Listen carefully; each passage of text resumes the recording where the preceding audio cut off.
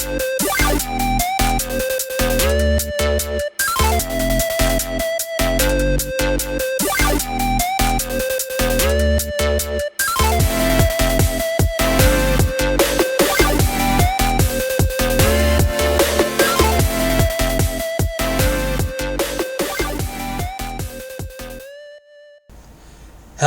and welcome back to another episode of the Spectre Approved podcast, where three gamers play a bunch of Game Boy games and we realise that Mario, Bowser and Peach are in a throuple and Mario's a cuck. I'm your host Adam Forrester and I'm once again joined by Fenris. How are you? I'm doing well, how are you? Yeah, I'm great, man. I'm looking forward to diving into some nostalgia and talking about one of my favourite handheld systems for sure. But like I said at the top there... I know, I was just going to say it was one of my favourites as a kid as well. Yeah, that's why we're here. But we're joined by a guest, the inaugural guest for Spectre Approved, Jake from Press B to Cancel. Oh, that's me. Welcome Thanks to for having me on this week. I greatly appreciate it. And I shudder to think what kind of chair Mario would sit in as a cuck. I don't think It'd be probably that grand throne that we see in Mario 64. Probably. But we're not here to talk about Mario 64, we're here to talk about the Game Boy. So Jake, you're very knowledgeable in all things Nintendo, I would say, listening to your podcast recently, Press B to Cancel. So give us a bit of a plug about what you do and what your, I guess, first recommendation episode would be for new listeners. Oh gosh, well, so I do have a podcast, shockingly, also about video games, known as Press B to Cancel. We've been podcasting in some form or another for about 5 years. We started audio only, but now we moved to a hybrid between audio and video. So you can find us at pressbtocancel.com or Press B to Cancel on YouTube. And, of course, listen to any of your favorite apps. Will find us there. In terms of recommended episode, the ones I like the most, the ones that piss me off and make me angry.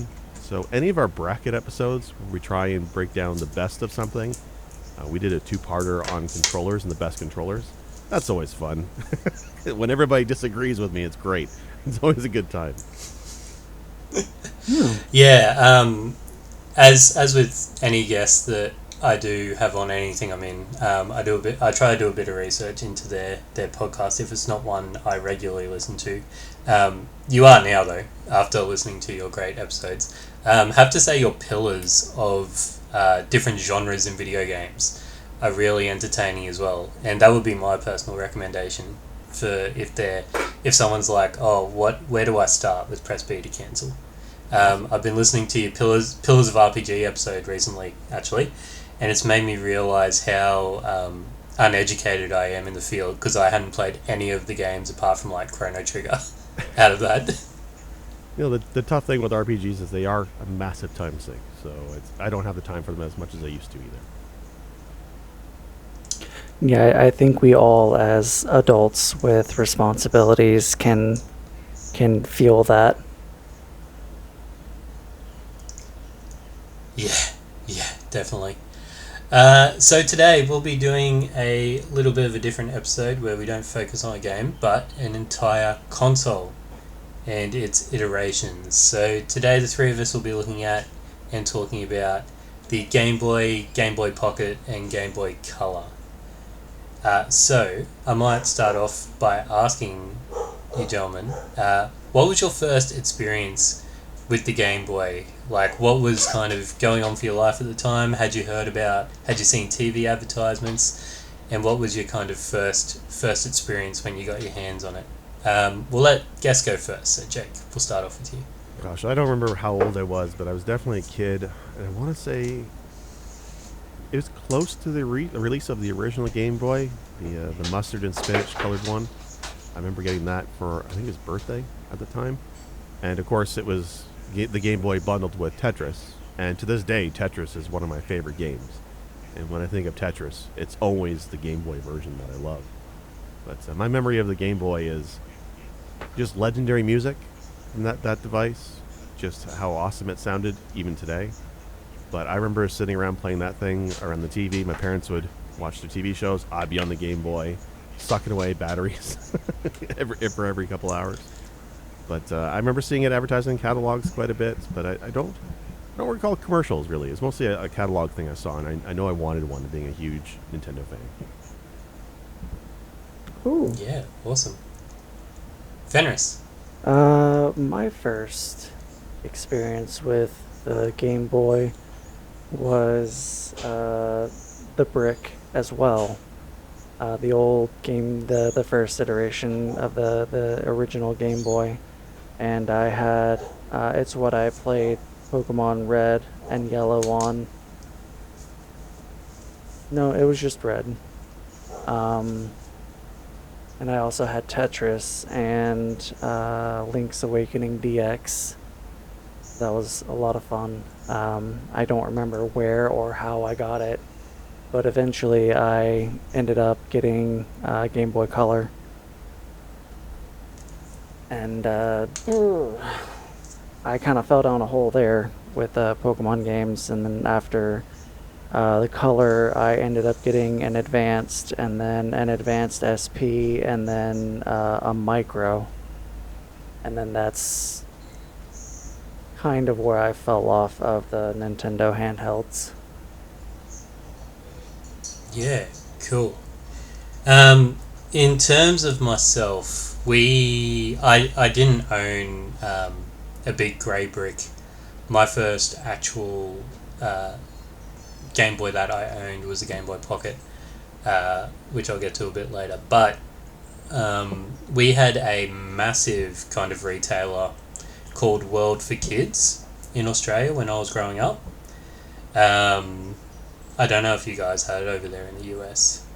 I have but not. Basically, it was like a Toys R Us like alternative, but they had like a 60-page catalogue. Their building was there was only one in the entire state, but it was like a 3-story building, and they were just the premier retailer for everything like toys, games. They sold like quad bikes even, and like buggies, and they just kind of cornered the market for toy retailers. And they had these big 80-page catalogs, and I remember seeing the Game Boy there. And because I was also only a child at the time of release, so I only got presents really at birthdays and Christmas, especially video games. Yeah. Same. So when we went there, they had them in like the display models where they had the big security claw hand devices around them, but you could still play them. And I believe it was Super Mario 2 that I first played in store, that they had as like the demo. And of course they had the big glass container behind us, showcasing all the games in their pretty boxes and all that. And then later on, my next door neighbour, he was about 4 years older than me, he got one. And then he started moving into like late primary school, high school, moving away from games, getting into those icky things called girls and sport and all that sort of stuff that you just don't do I didn't do as a nerd, apart from a little bit of sport. But anyway, so he lent me his Game Boy at that point. And it had Super Mario 2 on it. It had Donkey Kong, I want to say Country. The one that had Diddy Kong in it? Country, yeah. Yeah. Okay, so it had those two games. And that was my first. I just played the shit out of that. Went through so many AA batteries at the time. Because for those, our younger listeners, I didn't even think. We've got listeners that probably weren't even alive when the Game Boy was. So these handheld devices called Game Boys, folks, they had things called batteries in them. And it only lasted, how long do you reckon the charge lasted with 4 AAs? Like 4 hours maybe? Tops? Yeah. It was not long. Yeah. I mean, the Game Gear used to be worse at 2 hours, but the Game Boy still was a stretch, I think, at 4. Yeah.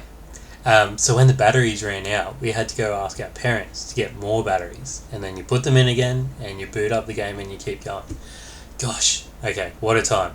I mean, the good thing about the old times, the dark times. Good thing about batteries back then is that they probably weren't as expensive as they are now. That's true. I just love the novelty, though, of games on cartridges. I try and explain this to my kids. I have 3 daughters, and they are all used to the idea of everything at any time at their fingertips. When I show them the old cartridges, how you swap to play one game, and you probably only had at most 6-7 games per system when you're our age. Yeah. It kind of blows their minds. And that reminds me of a story, because I was walking through Walmart with my sister and her son, and he was born in 2000. He was maybe 10 or 11 at the time, and I was telling him how, I used to play, I think we were talking about Mortal Kombat or something, and I was like, I used to play that, but, the console that I played it on, you had to blow in the cartridge to, get the game to work. He was like, I know what that is, and I was like, oh, really? What is it? He was like, that was the PlayStation, right? And I was like, oh, you dear, sweet summer child. Kids. Yeah. Because I know my eldest also listens to this podcast. He shouldn't at some points. That's why I leave everything naughty for the Patreon section. Because he's only just breaking teen years. And I know because I showed him Game Boy games when he was younger, and he's like, I don't understand this, Dad. What do you mean? I can't even see the screen. The screen isn't even backlit. And I'm like, oh, okay. So for those that don't know, first off, don't really know why you're listening to this episode then, but the Game Boy was originally released in April 21, 1989 in Japan, and made it to North America July 31st of 1989. So the year I was born. I'm surprised that there's such a, I guess I would think, small gap there in release dates. Because I know at the time sometimes it would take a sizable amount of time for gaming devices and games in Japan to reach not so much North America, but definitely us in Australia, because we were lumped in with Europe. Right. So I'd need to double check the date for Australia there, but I'm pretty sure we would have been after North America. You guys would have got it way before me. I'll look that up. Yeah, I believe it was July when we got it in North America, but I mean, I didn't get one myself until at least earliest was Christmas that year, probably January of the 1990. Yeah, I was looking at this because you have the original Game Boy, which is the brick that released back in the late 80s, and then you had the Game Boy Pocket that released in 1996. That was smaller and lighter, but that I was a little confused because I wasn't sure if that was the one I had, but no, I had the original. Okay, so you had the big grey brick with the, was it pink buttons? Yeah, it was the gray with the green, the Super Nintendo controller. Okay. So created by the great Gunpei Yokoi, who really kind of brought the things we were experiencing, if you had a SNES or a NES, into our hands, hey. Because I was looking through the library, because I only really had my library for the Game Boy was pretty embarrassing when we get to games themselves, if I'm going to be honest. But a lot of ports from SNES and NES games made it over to the Game Boy. There was a monochrome screen, like we were talking about, 4 by AA batteries, and it says here 30-hour battery life, so I really doubt that. Maybe with rechargeables, I don't know. Was there a wall adapter for the original? There was a wall adapter, but you had to buy it separately. Yeah. It was all about the accessories with the original Game Boy. Maybe it was longer than 4 hours, but I just remember draining the heck out of the battery life playing Zelda and Tetris, so it was a lot shorter than I remember. Yeah, well, it was. Well, that's the thing. We could bring our gaming systems in our cars now. Yeah. It was just amazing because that is where I played the majority of my Game Boy. It was on family trips, to and from the shops because they were a little bit of a drive where I grew up. So my Game Boy was definitely taken with me anywhere. In particular, the Game Boy Pocket. Before we move on to that, though, is there anything else notable in terms of games or accessories or experiences that you guys wanted to talk about in terms of the original Game Boy? Oh, go ahead.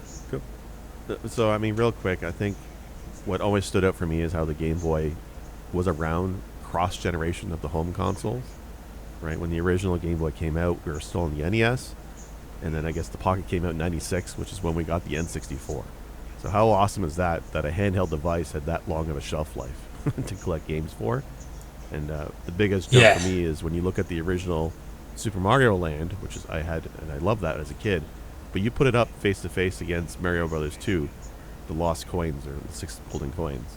The jump and the graphic capability on the same system is pretty wild. Oh, yeah. I imagine.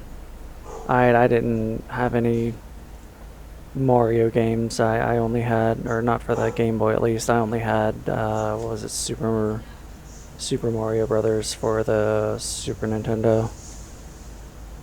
And that's pretty much my experience with Mario, outside of getting into the 64. But as far as accompaniments that came with the original Game Boy, I didn't have any of that.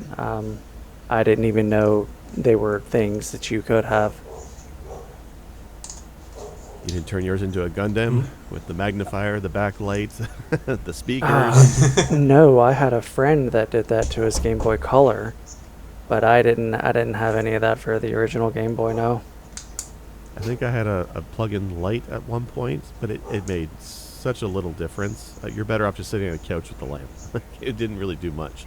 The lack of backlit screen is really something that's hard to explain to the current generation of gamers. When you go back and say, most Game Boys, even up to the first Game Boy Advance, didn't have backlit screens, and those things were hard to see. And that's why I love the Game Boy Advanced SP, because it did have a backlit screen, and it was foldable, so you could protect the screen. Yeah, that's definitely an analogy I also use with young people as well. It's like, well, yeah, we did play at night, but you either had to have the light on in the car, of which Dad yelled at me for turning the light on in the car because it would somehow drain the battery when the car was moving, or you had to wait for the street lights. You had to wait until you drove under a street light, and that was how you saw what was going on. Because I also didn't have any of the accessories for the original or the Game Boy Pocket. Was the light you were talking about, Jake, was that the one with the magnifying glass? No, the one I had was like a was little it just wire a light that you could angle it above the screen. My friend had the whole kit assembled on his Game Boy. It was monstrous, but I just had the single light. See, I had the light for the color, but I didn't have anything for the original. And that was really the only accessory that I had for a handheld console. Yep. So next we've got the Game Boy Pocket, released in 1996. Smaller, lighter, moved to AAA batteries, and an improved screen. Definitely more compact. So this was the one that you could fit in your pocket and take around with you everywhere. I think you need cargo shorts if you were going to take the original Game Boy anyway. And this was the first Nintendo product that I owned, and the first gaming kind of experience that I had outside of a PC, the home PC. Did both of you own a Pocket as well? I did not. I skipped this generation. No, I didn't have a Pocket. I just had the original, and it was still working by the time the Pocket came out. I mean, there was no otherwise noticeable jump in power or anything. It was the same device. Although I guess the screen in this was not yellow spinach colored like the original. Is it black and white?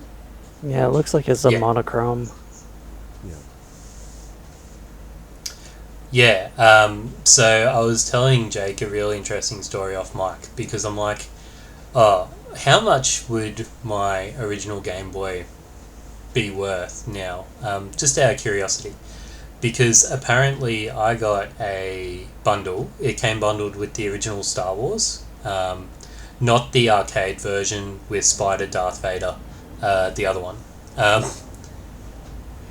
And apparently closed in box, because it came in a lovely hard plastic container with like a Star Wars inlet, the game in its box and manuals, cardboard box and manuals. Again, kids, games used to come in cardboard boxes, and we had these paper things called manuals along with the game cart. Because you don't get anything. You get a code in a box these days, don't you? If you're lucky, it's a yeah. maybe.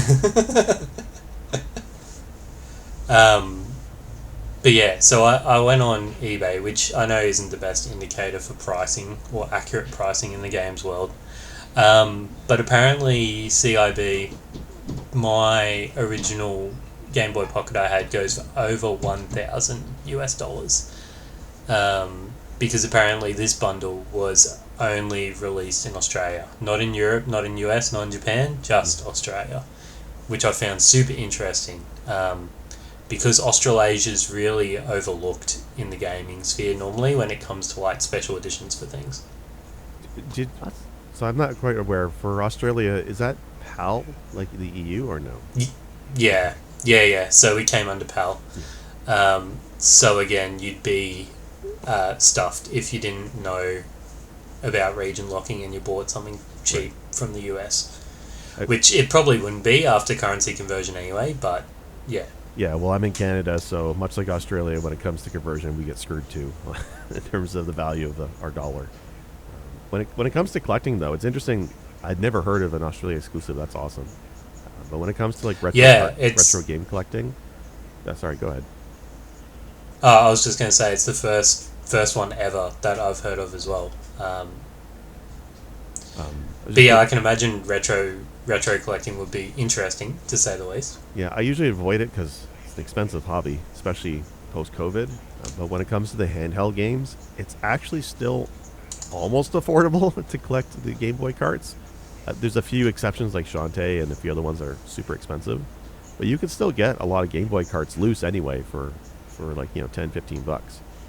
When I recently bought an N-Log Pocket, I wanted to sign for one of those Game of the Month clubs. There's one out here called Retro Game Treasures, and I got 3 mystery games a month, and they were all pretty solid. They were all pretty cheap for, I think it was like $30 a month, and I got 3 carts, or 4 carts. So it's an interesting hobby to get into for that. I wouldn't touch like Nintendo or SNES cart collecting, but Game Boy's still cheap. Yeah, cool. That's awesome to know. And I think with the Pocket came, whilst it still is the same generation, it came with a lot of leaps, because we saw also with the release of Pokemon and stuff, and games that had 2 kind of iterations that were vaguely different, but still the same game in a way. We had the birth of the link cable. Oh. And I know that I only ever used it for trading Pokemon. I believe it linked in with some other games, though. I don't really know what.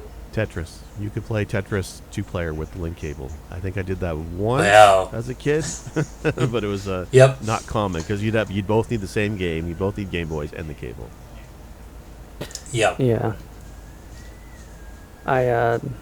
Sorry. Oh no, I was just going to say I had a link cable, but I didn't have any friends growing up, so I never got to trade Pokemon with anyone.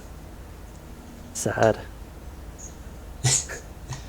Yeah, because also with the rise of Pokemon, we also saw like in-store promotions, like when the very first Mew rocked around, that was done through a link cable. You went to your retailer, and the Nintendo or the Kmart employee, for me it was, plugged in the little link cable to your Game Boy, and you got a Pokemon out of it. What? Yeah, it's pretty awesome. I never Yeah. had a chance to use that. I came to Pokemon, I think, later in life. But how awesome would that be Okay. to bring your portable game to a store and you get free stuff in your game? Before there was DLC and microtransactions, you could just get stuff for free on your Game Boy. Yep. And you could also take lovely grayscale selfies with the Game Boy camera and printer. Yeah. So this came out in '98. Yeah, my friend that had the decked out Mecha Color, he also had the camera with the printer. He was always taking like screenshots of his Pokemon and printing them out. Yeah, I would never have bought that. I just can't think of a reason I'd want to take monochrome pictures with my Game Boy. Just ever. Like, in terms of what would I use that for? You could get a Polaroid camera, I think, for around the same cost. Probably. So we might talk about some notable games now, guys. So we talked briefly about the main games you had for the systems, but were there any more, or were there any cool stories about the games you did have? No, not really. I just played the Pokemon, and I beat Link's Awakening DX a few times. That's pretty much all I ever did was Pokemon, and yeah, because I didn't really grow up in a wealthy family, so I didn't have a whole lot of games. I was very lucky to get the color that I got, and I ran that into the ground. Yep. So Link's Awakening DX, what's the difference, I guess, if you know, So between the SNES? if I'm remembering this correctly, there was 2 iterations. There was Link's Awakening and then Link's Awakening DX. And I think Right. one was for the color and the other was for the brick, the original Game Boy. Yeah, it was essentially the same game, but when you played DX on a color Game Boy, it colorized the screen a little bit. It wasn't like a proper Game Boy Color release, but it was Yeah. definitely a step above the original. But it also came with, I think it was 2 dungeons that are color themed that you didn't get in the original. Yeah. And I love that game. It's really the only Zelda game I've ever really played. Like, so much so that I bought the remake when it came out on the Switch. Oh yeah, it's a favorite of mine too. The music alone is such a showpiece for the Game Boy hardware, and how that could just pump out music that it had no.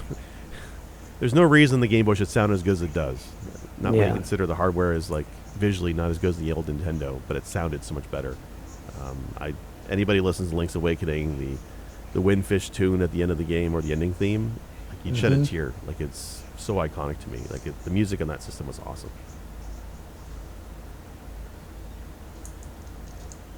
And how about for you, Jake? Any games outside Tetris that really... Gosh, Tetris Really was a hit big home for one, you? but I do have 2. The first one is Donkey Kong, which I ended up getting Donkey Kong. I was working at the time, and I got a bonus, and I figured, okay, it's like $40, so I'll pick it up. And I thought it was just a arcade port of the original game I used to play at Chuck E. Cheese as a kid. So my surprise when, after beating the first 4 stages, Donkey Kong and the Game Boy actually ends up becoming a platforming puzzle game with 100 stages. It is a lot of value for your dollar, that game. It is not just an arcade port. It is a whole other game on top of it. And that game is fantastic. Have you guys played that one? I have not. No, I haven't. No. I know that there is, It's... in the spirit of the franchise, there's the Mario versus Donkey Kong games that came out much later. But the original Donkey Kong 94, I guess it's called these days. Just 100 stages of finding keys and opening doors and various puzzle mechanics. Just boss battles against Donkey Kong that are really fun. Just awesome platforming. The moveset you have, like a lot of the moves that we saw later in Mario 64, like triple jumps and backflips, were in this Game Boy Donkey Kong game. It's pretty awesome. Oh. Now, correct me if I'm wrong, but wasn't Donkey Kong a predecessor to Mario? Like, wasn't Mario like an Easter egg in one of the Donkey Kong games? Well, in the original Donkey Kong, you played as Mario, so I guess he was the hero. And then but after that we ended up having the single screen Mario Brothers game, and that eventually became Super Mario Brothers. Wait, aren't you? Oh, okay. Because I thought you actually played as Mario like Senior in Donkey Kong. No, I don't know the. And I can't tell you Kong. the family history of Yeah, Donkey Kong, okay. but you're definitely Mario in the original game. How he managed to pull off the triple jump in Mario 64 with 50-year-old knees, I don't know. I certainly have back problems in my 40s, but he does it. I have one more game I can share with you guys if you want. Mm-hmm. So I was also going to ask you, have you ever bought a game for the Game Boy that you did not like? And I'll tell you mine. And it was, again, I didn't get games unless it was Christmas or birthday. And one birthday I got to pick the game. And I'm staring over the counter at the box art, because that's all you could do was judge games based on their box art. And I chose a game called Mysterium. Have either of you guys heard of Mysterium? Yeah, I'm not surprised. It's a first-person dungeon crawler. You play as an alchemist. Ooh, exciting. And the whole gameplay, you're taking various rocks of material like iron and granite and salt, and you're dumping it into pools of elements and making new items. That was the game. It was crafting the game. And at the time, I could not stand this game, and I felt like I wasted my birthday gift. But it wasn't until I was an adult when I went back to play it that I actually kind of appreciated Mysterium. It does a lot of cool stuff for a Game Boy game again, and also the music was pretty decent. Yeah, there's a current game that's out that's very similar to that called I think I've got it on Steam. Potion Craft Simulator, I think it's called. Okay. Yeah, and it's basically you work at this alchemist store, and like a retail store, you have to make potions to sell to people, and through doing your stuff, you get more ingredients to mix together, and it's a really interesting thing. So if you're interested in gameplay like that, I would definitely look that game up. I'll have to take a look. Yeah, because Mysterium was kind of like you take a hunk of iron and you dump it in the fire pool and you get a glass key. The glass key opens a glass door. Or you put the glass key in a pool of mercury and you get another item. And there's hundreds of items in this game, and I just didn't appreciate it as a kid. But I kind of like it now. I'll have to check out that potion game on Steam. It also sounds like it might be I was just looking it up quickly to see who the publisher was or the developer was, just to see if there was any link to the Atelier series that Gust makes, but no, it was made by Maxis, who ended up making SimCity and Spore and got bought out by EA. Oh. Murdered by EA, like so many great studios. Yeah. Yeah.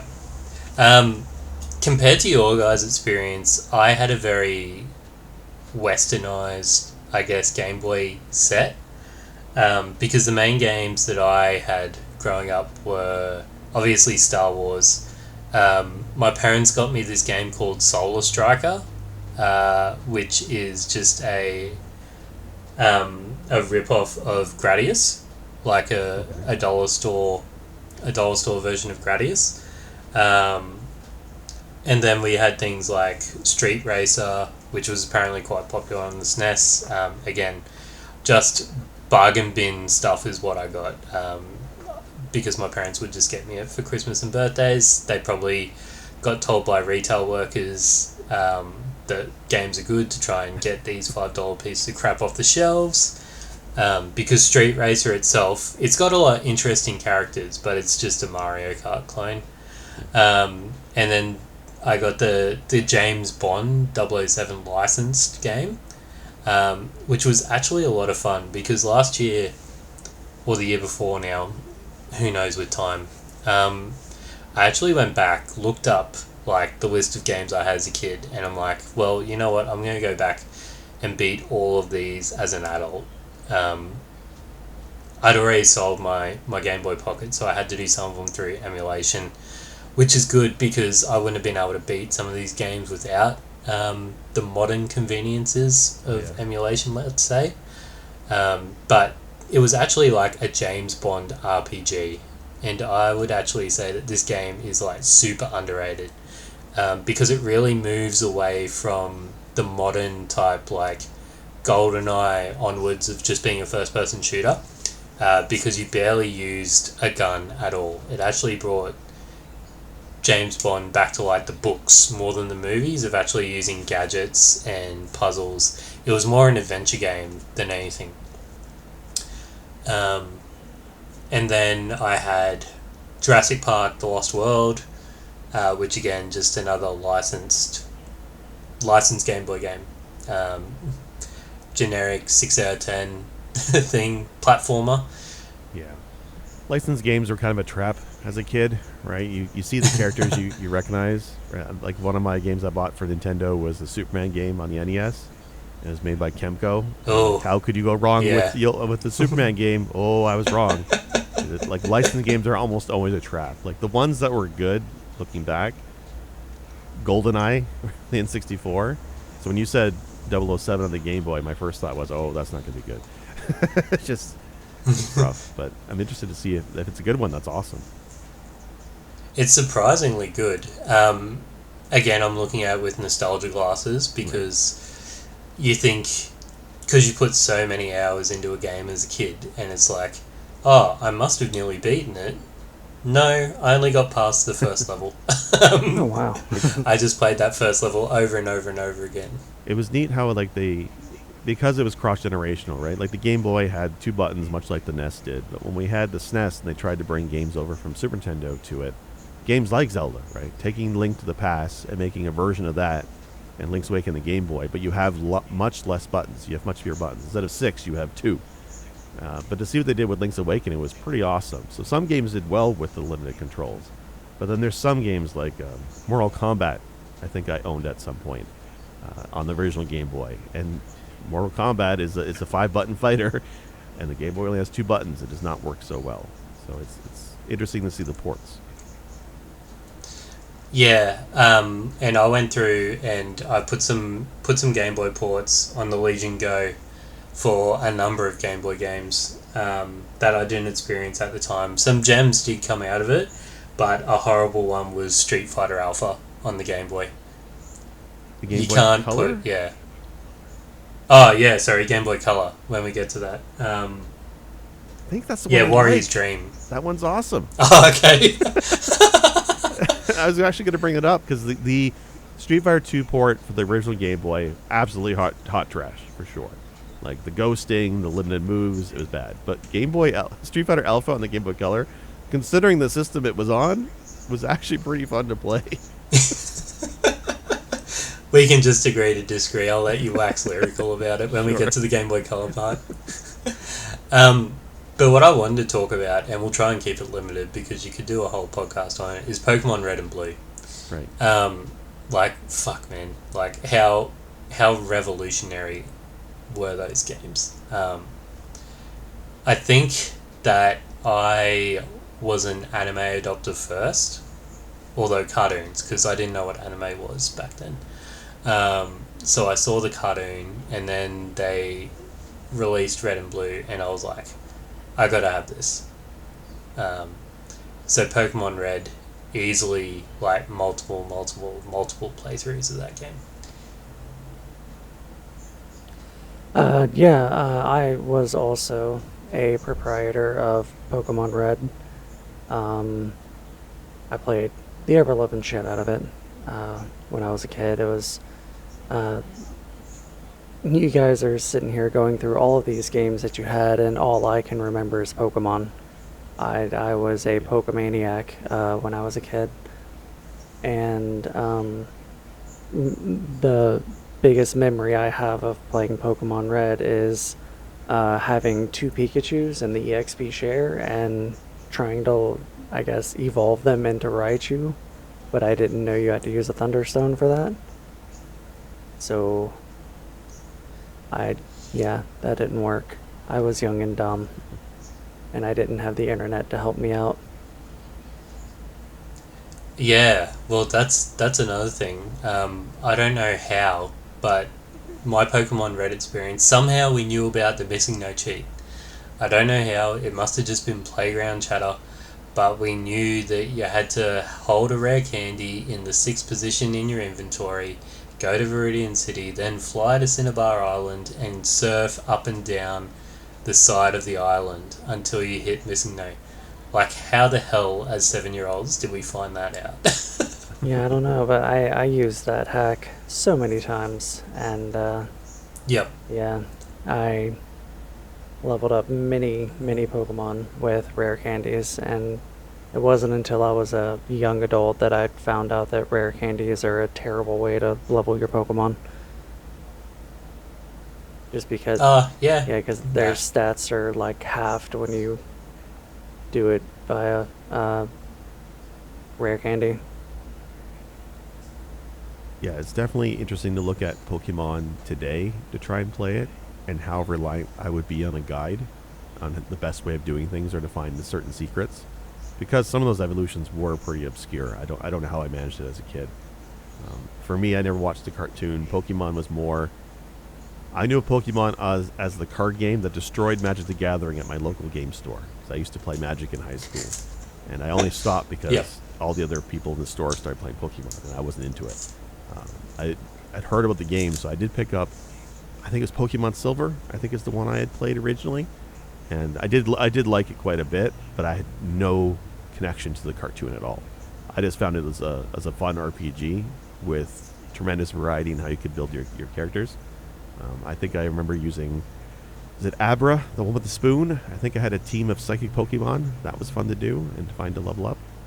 But a lot of bang for your dollar, for sure. Like Pokemon, like the Game Boy as a Pokemon playing device makes a lot of sense because you had so much game on that system with that game. Yeah, and then as a kid, the replayability was just innumerable. Yeah. And very similar to yourself, though, Fenris, I didn't have a lot of friends that also had Pokemon growing up, so I didn't get to use those trade evolutions very often. But it'd always be like trying to stuff over your friends in a fun way by sending them just shit Pokemon over the link cable without them seeing. So you'd hold the Game Boy real close to your body. Oh yeah, I'll send you over a Kadabra to evolve into Alakazam, and they just get like a Pidgey, and it's like. But the thing that I love most about Pokemon, and we're kind of touching, because this is more an N64 accessory, but you could actually get Pokemon Red and Blue up on your big screen TV with the N64 transfer pack and Pokemon Stadium. In Pokemon Stadium for 64, if you had a transfer pack, you could not only use your Game Boy Pokemon in the game and fight them in colorized 3D, it also had a Game Boy player in the actual game itself, so you could play Red and Blue on the big screen TV, and it had all these cool custom frames and stuff you could use. I did not know that.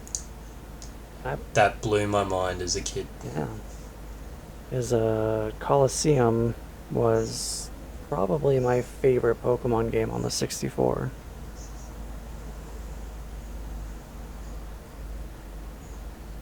Okay. Was that GameCube? Coliseum was GameCube, wasn't it? No, it was at 64 as well. Yeah, it was a 64. Okay. It was, wow. It was the big trainer battle game. It was Okay. Yeah, it was a lot of fun. Cool. Yep. And then we saw the release of the Game Boy Color, which, and please correct me if I'm wrong if someone knows different, was the first real handheld system anyway with backwards compatibility. Had anything else done backwards compatibility before this? I don't think there's anybody who had an opportunity to, because the Game Gear was on its own. The Atari Lynx did have 2 revisions of hardware, but it was still based on the same system. I think this is the first time. Okay. But I guess do you guys consider the Game Boy Color a different system or the same system as the Game Boy? I do, only because you can't put Game Boy Color games in a Game Boy. Okay. But you can put Game Boy games in a Game Boy Color. Right. That's fair. fair, There were certain carts I know that would work in both. Yeah. And if you put it in a color, you would get an expanded palette. Like Donkey Kong was one of those, right? If you played on the original Game Boy, fine. But if you plugged it into a color, it gave you color palettes, much like the Super Game Boy used to do. Yep. I'm pretty sure every Game Boy game could be used in a color. Because even my off-brand licensed games that I had as a kid worked in it. I just brought everything across with me. Yeah, but there were certain games that had special palettes if you used it on a color, or they were meant to be used on a color. I'm trying to remember. I think Metroid 2 was taken a bit. There's certain things they built into the hardware that to give you a special palettes. I want to say Metroid 2 had one of those palettes. Donkey Kong for sure did, and I think Donkey Kong Country might have been one as well. So there is. Oh, go ahead. I was just gonna add on to that. Nope, I'm Because good. Pokemon Red and Blue, whenever you're at the start screen, where it says push start to play or whatever, if you started like pushing the arrow buttons or the A and B button, like it would change the color palette from monochrome to a different color. It was really cool. I liked it. Oh, cool. And still no back. And I don't. No. But I do still have my clear. You can't really see it because my camera's stupid. My clear Game Boy Color right here. Oh wow! There we go. I love the fact that you could see all the little bits and pieces in it. I don't think it works. I hate to think how old these batteries are that are in there. But yeah, 1998 Game Boy Color version 001, model number 001. I don't know what I got in a pack with it. I only had 2 games for the Game Boy Color, being Pokemon Silver and Mario Tennis. Both of which are fucking awesome. I was gonna say, like, I struggle to think of a Game Boy Color game. I think that was great. Right? The only one I can think of nowadays is Shantae, but of course I never had Shantae as a kid. I only played it more recently, and I love that game. But I'm trying to think. Super Mario DX was a pretty good color game, but it was essentially a port of the original Super Mario Brothers on the NES. Yeah, and again, it's just more Pokemon on my end. It was definitely great for Pokemon. A Street Fighter Alpha, I guess I'll say it quickly. I was a big fan of Street Fighter in arcades. I used to go to a local arcade quite a bit. And obviously the Game Boy Color can't match with the arcade. But the fact that they tried is pretty awesome. And I think the one on the Game Boy Color is pretty awesome. It's not going to be compared to the PlayStation version or something. But for 2 buttons, it was pretty responsive on the controls and the sets of moves you could do. The character roster was pretty decent again for the size of the device, and the music was awesome. Like, it was more game in that cart than I expected it to be, especially when my experience with fighting games on handheld was the first Mortal Kombat and the Street Fighter 2, which were awful. So Alpha was a huge leap forward. Nice. I guess because I was looking at it from a modern lens that I'm like, well, this is shit compared to everything else.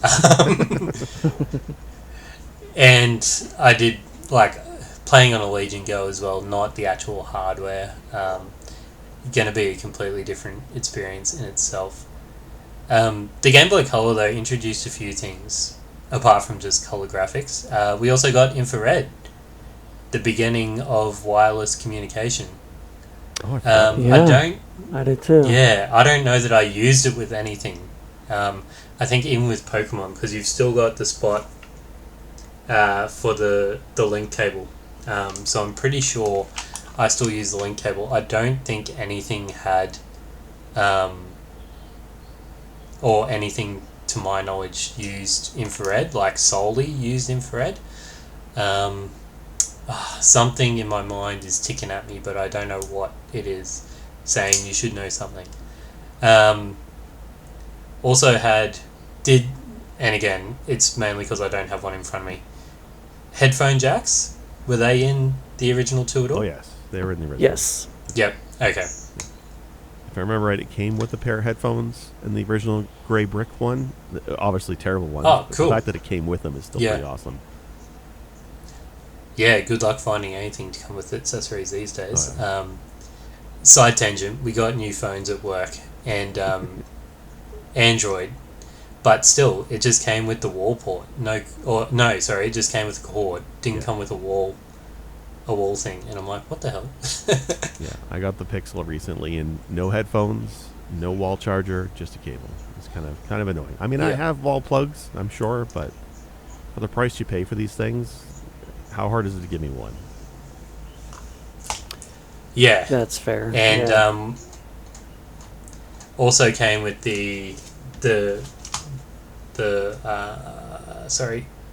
8 volt charger as well. Because this is where I really started moving to rechargeable batteries. Because AAA is obviously not lasting as long as AA's in terms of their power. My parents were getting sick of it, and it's just like, we're buying rechargeable batteries. Okay, so while you guys have been talking about the massive amounts of Game Boy Color games that you guys have had as a kid, I have been desperately looking at all the games to see if there was anything that jumped out at me, and there is. Because I completely forgot about these wonderful little games, and it was I had the Harry Potter games on the Game Boy Color. Okay. Yeah, because I had the Philosopher's Stone, Chamber of Secrets, and the third one, whatever that one was. So I played those quite a bit as well. Yeah. Were they platformers? Yeah. No, they were they were kind of like I don't know how to explain it outside of like you walked around and talked to people like in an RPG. And whenever it was a turn-based combat, and you had spells that you could learn, and they were pretty fun. I enjoyed them. And this is also where Nintendo. Sorry. Go oh ahead, no. Go ahead. You're good. I was just going to dive into and say this is where Nintendo really started working out that we can make money selling a bunch of different stuff, which you don't really need to get the most out of the experience. So the accessories for the Game Boy Color era were astounding. So much like useless stuff that you didn't really need. A notable one for me, because there's a funny story about this that I've got, is the car adapter. Not only was it powered through a cigarette lighter port, and again, younger listeners probably don't know what that is. Or no, yeah. No. We've got a funny story with that, because I plugged it in and left it, and apparently it nearly drained the battery of our car for some reason. So I got in a lot of trouble there was like a solid couple of months where I wasn't allowed to play the Game Boy in the car as a kid. But it also came, like, they started producing carry cases, storage stuff. I had a really cool, and I don't know how I got it, but I had a really cool Zelda carry pouch. It must have been, like, because I never got Oracle of Ages, Oracle of Seasons at all. So I don't know how I got this carry pouch, but, like, you could store 6 or 7 games in it, and it all folded up and went into a little pouch, and you had a little handle for it, and it just looked really cool. Oh, nice. I'm trying to think what other accessories there were for the Game Boy Color. I mean, I never bought them. I'm seeing on the list here there was a sewing machine attachment. I guess you connect it to a sewing machine. Yeah, I'm looking at that. Cool. There's a turbo button, which would have been really handy for those fighting games. There's an FM radio adapter. Did not know that. And then, of course, there's Game Shark and Game Boy. I remember those. Yeah. Yep. A friend of mine had a Game Shark. I used it quite a lot. I think we kind of also saw an explosion in the bundles as well, because there's that beautiful blue and yellow Pikachu edition for Pokemon Yellow or Gold Silver. There's Legend of Zelda Oracle bundle when Ages and Seasons came out.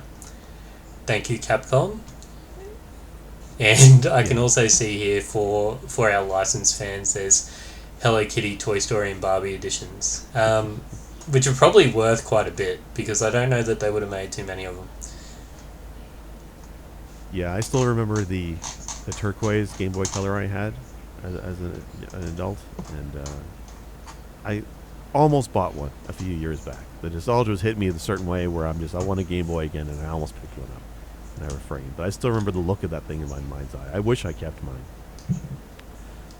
No, I was just going to say, I don't remember what happened to mine. It got lost in the sauce somewhere in my time growing up. But the color of Game Boy that I had was the lime green one. Yeah. Oh, nice. Yeah. They really went the whole Apple iMac route, hey, of just doing every color under the rainbow for the Game Boy Color. And like that's something they do even today, right? I remember the Joy-Cons with the Switch and how many of those colors they shoved out the door to try and get people to buy more than they need. Yep. Well, you won't see those Joy-Con Switch colors on very many other non-Nintendo products anymore now that they've patented those colors. Oh, the color codes, really? Yeah, that's like nuts.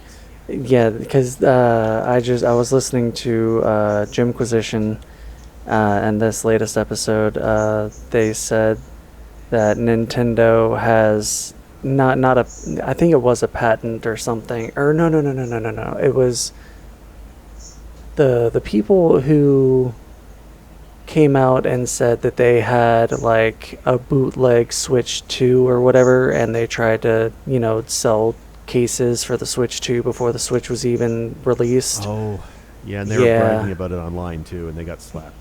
Yeah, they got slapped pretty hard, and after the court case was over, they can go back to doing what they were doing, but they can't have anything that sounds like Nintendo Switch, or have anything with red and white, or yellow and purple, or green and blue, or like the Joy-Con colors. Yeah, I know there was one of my favorite controller manufacturers, 8-Bit Do. They used to make in the style of a SNES controller, right down to the colored buttons, the two colored A, B, X, Y buttons were different shades of purple. Of course, they had analog sticks, but anyway, they were using the SNES palette a lot, and they used to make a few other Nintendo color palette inspired controllers.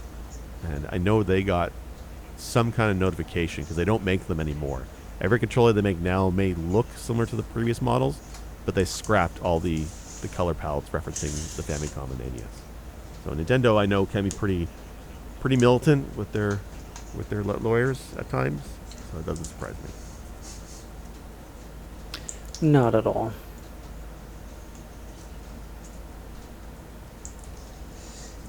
So, if that's everything... Oh, sorry, one more thing. For the total of sales across the three different consoles we talked about today, over 118 million units were sold combined. I'm guessing that's worldwide. Oh, wow. And it also... That article I got that figure from must agree with yourself, Jake, that they wouldn't class them as different consoles because they lumped them all together. Outsold competitors like Sega, Game Gear, Atari Lynx, and the Turbo Express. I haven't even heard that. Yeah, that was interesting because that was the TG16, right? It used the same cards as the TG16. Ah, yeah. Okay. Yep. And able to maintain popularity for over a decade before the Game Boy Advance launched in 2001.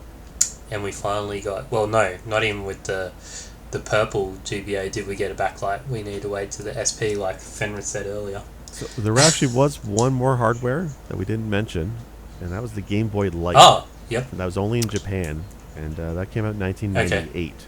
And it was the monochrome Game Boy, like the Pocket, but it had a backlit screen. Although, well, it was like a fluorescent blue light to the screen, I guess, so you could play it in the dark.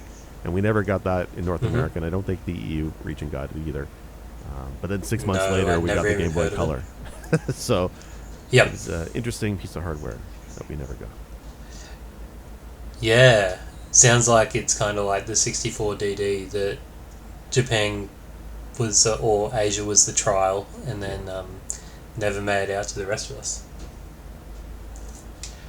So, thank you both of you for coming along for this special. I do have a little game of sorts that I thought we could finish up with today, and that is in line with the other, I guess, classics or minis that have been released recently with the PlayStation and the like. What are 10 games you think should be included if Nintendo released a Game Boy Classic? A Game Boy Mini would be terrible. So games covered from the Game Boy and Game Boy Color. What 10 games would you want to see on this package? Gotta have Tetris. Has to. What Pokemon would be on there? You wouldn't want more than one. Would you want a Pokemon Red or would you want a Pokemon Silver? What would be the better one there? Well, see, if they released a classic that had updated graphics, or, you know, that was like a Game Boy Color but infinitely better, I mean, I feel like there shouldn't be any reason why, if we're going to go back to classics, why they should put a Let's Go on a handheld like that. So we'll say it's exactly like the PlayStation Mini, and say it's the same like quality of graphics, maybe with a little bit of upscaling and some quality of life like save states, but no like full HD remasters. Okay, well in that case we'll just go with classic Red. Red? Yeah? Yeah. I'd be more inclined for Silver, if I'm being honest, because you have both Johto and Kanto in there. That's fair. This can be your own personal list, by the way. We don't need to come up and argue 10 that we will put in. That's when the rage happens, and that's when the views come in, or the listeners come in. I think Donkey Kong is a Game Boy game that I think a lot of people have slept on. I think that's a fantastic game on the Game Boy, and again, a lot of levels in that. I think that should be there.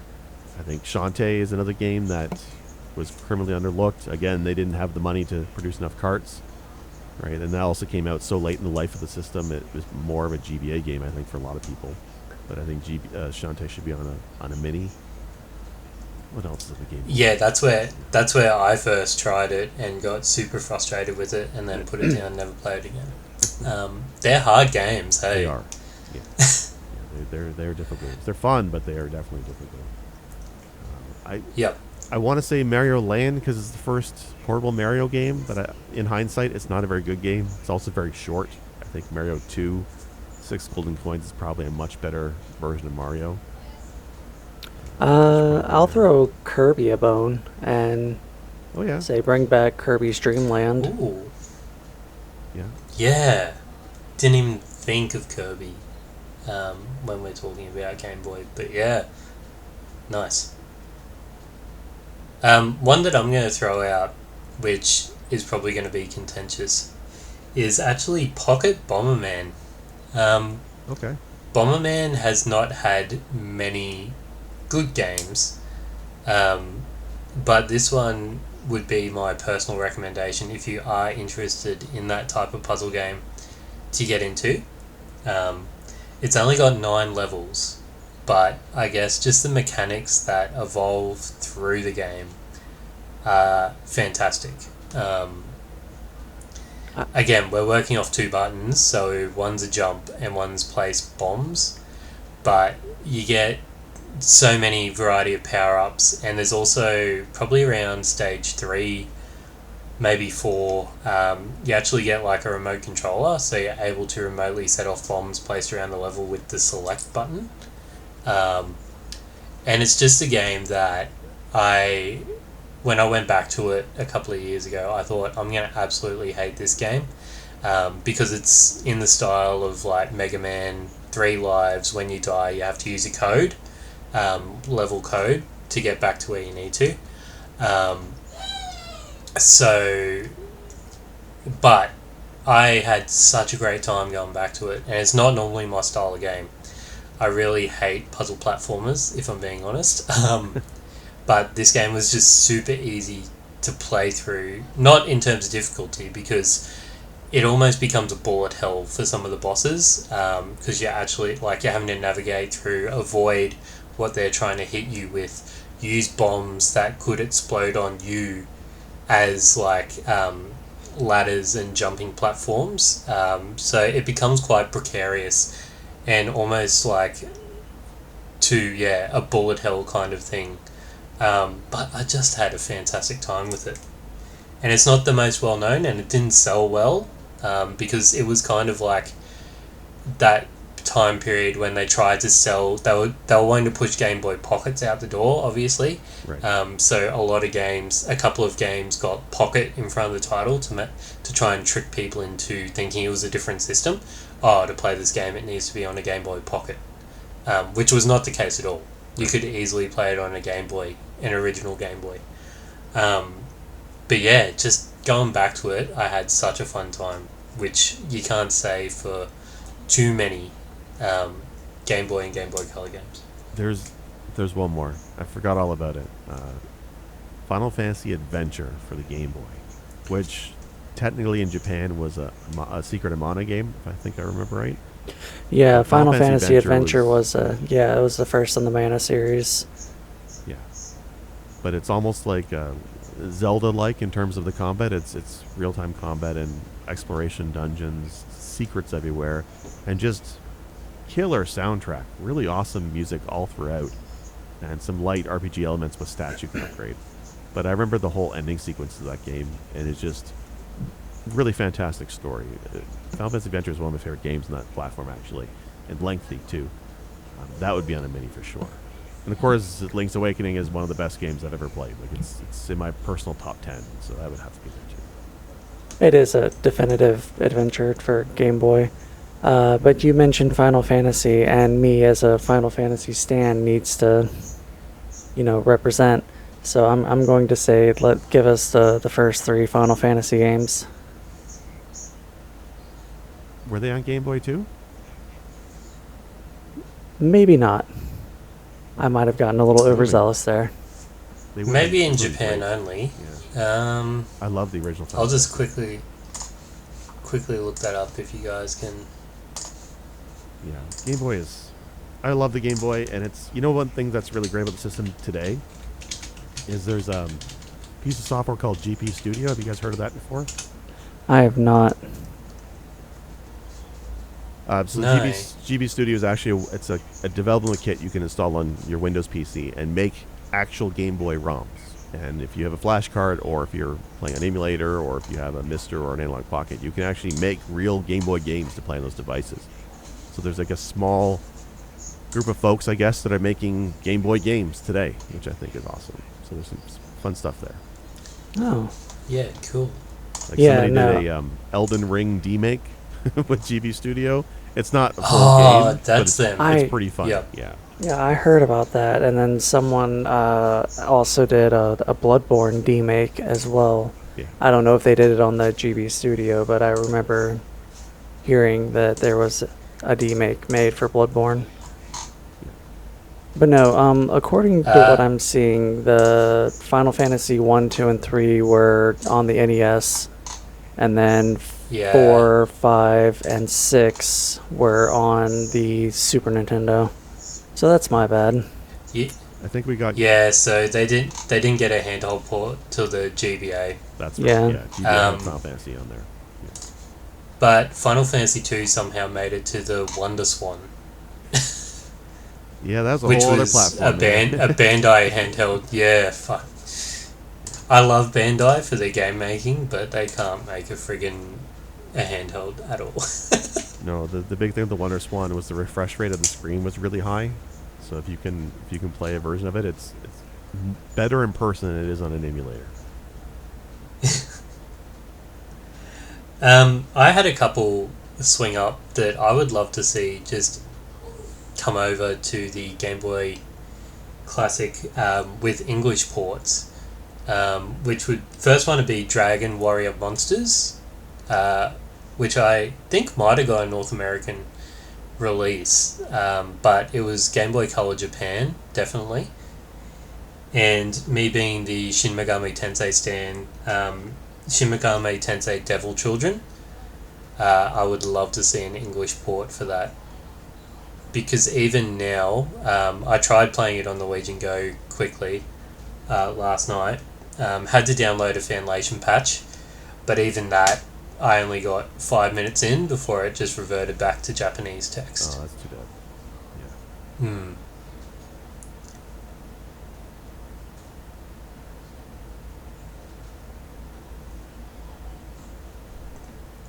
I can't think Were of... there any other standouts? No, I can't think of anything. I think we've had all the big ones.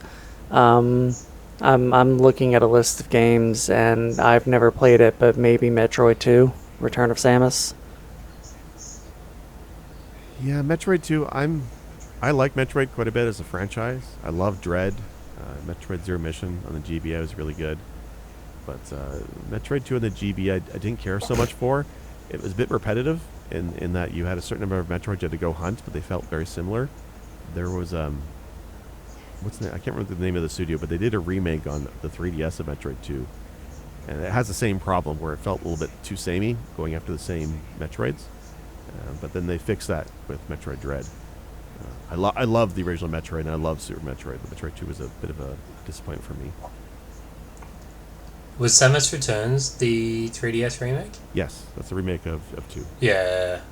I didn't like that either. I've just got one more, I think, and that can round out the list. We came up with over 10 anyway. We worked together. Good job. And that is a little-known game called Star Wars Yoda Stories. Have you heard of this? No, Or I've heard of it, just but I've laughing at the I've title? never played it. Yeah, so it's a procedurally generated short adventure game, I guess, where you play as Luke, and it covers basically the trilogy. It's quite short, but I guess just in terms of procedural generation for levels was a lot of fun. I might have just had a really good run, because apparently some of the levels are real stinkers, but it gives you 4 procedurally generated things to kind of move Luke through. The gameplay mechanics are pretty similar to the Star Wars on the Game Boy, so screen-based rolling adventure platformer. You get your blaster, you kill Star Wars stuff. I just love Star Wars, so I'm happy to discover more Star Wars content. But I think even as just to get it out to more people, chuck it on there. Procedural generation is really rad too. It's something I always like in modern games, and you don't see a whole lot of that in the classic system. Really. Like Hide Light, I think on the NES had that. What else was it? Rogue, of course, the classics on PC, but I don't think I've seen anything else on the Game Boy that had procedural generation. I would probably dig that. Yeah, absolutely. Yeah.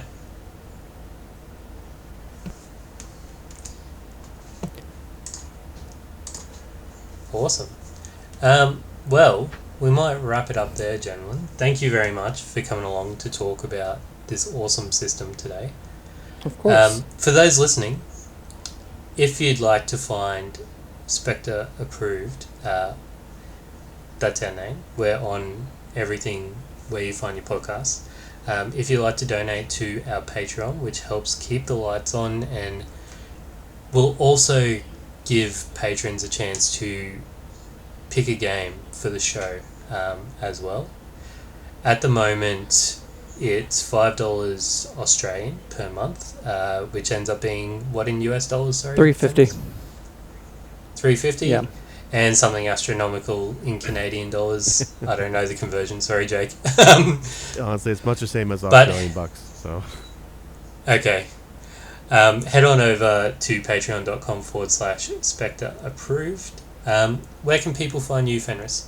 I am Fenris Wolfsbane everywhere. Discord, Steam, Epic, EA, GOG, and Final Fantasy XIV on Gilgamesh, so come say hi. And you, Jake? Yeah, so for myself, in terms of social media, I really only use Blue Sky these days. So you can find me over there, sickjake.pressb.org. And of course, you can find me on YouTube, sickjake, or over at pressbtocancel.com. Nice. Excellent. And if everyone would be so kind as to head on over to the Discord, which all three of us are members of, for the Steam Machine Podcast Network, TSMP Discord, all caps, with a bit.ly at the front there.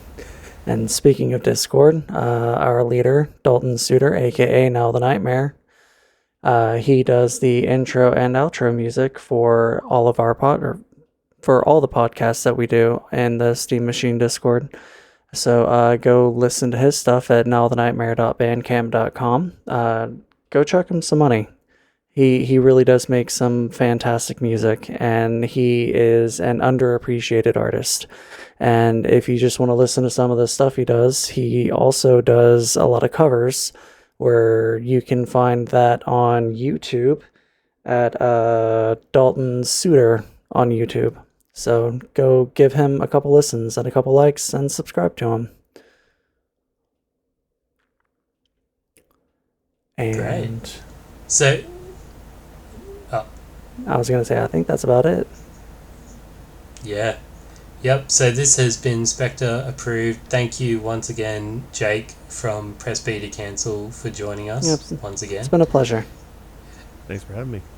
This will be released on Patreon first, as always, and I think for the main feed, this will come in between our Star Wars Jedi Survivor episode and The Last of Us, because I'll need some time to play Xenogears, I think, to keep it on schedule before I go on Christmas holidays, because that'll be a big game. Yeah. I've actually got to go ahead and find that and get it downloaded.